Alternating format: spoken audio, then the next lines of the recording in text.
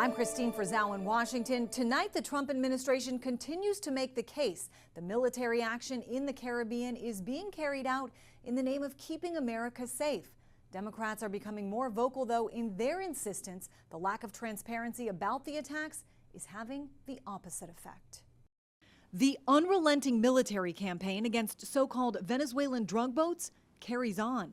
The announcement by Defense Secretary Pete Hegseth marked the 14th of its kind. For more than 8 weeks, President Trump has insisted the military strikes on Venezuelan boats have been in the name of stopping drugs on their way to U.S. shores. We stopped all drugs virtually from coming in by sea. And we'll stop all drugs from coming in by land very shortly. You'll see that starting. But with at least 57 people killed, with no charges and no trial, tensions have been rising between a Congress meant to have a role and a president some leaders say has gone rogue. It is about separation of powers. For the folks who wave their Constitution around, read the damn thing.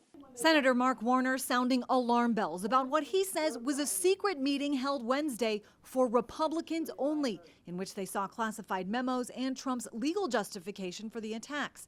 National security meetings have previously almost always been bipartisan. When you politicize decision-making about putting our service members in harm's way, you make them less safe.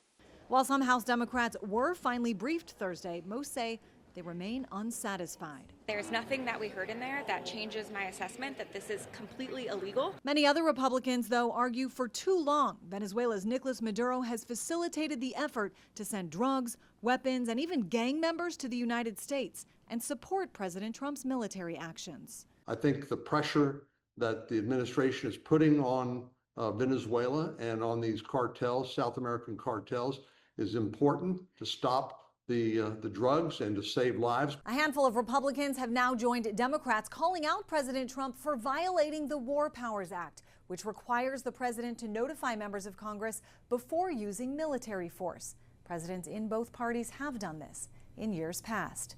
I'm Christine Frizzell reporting.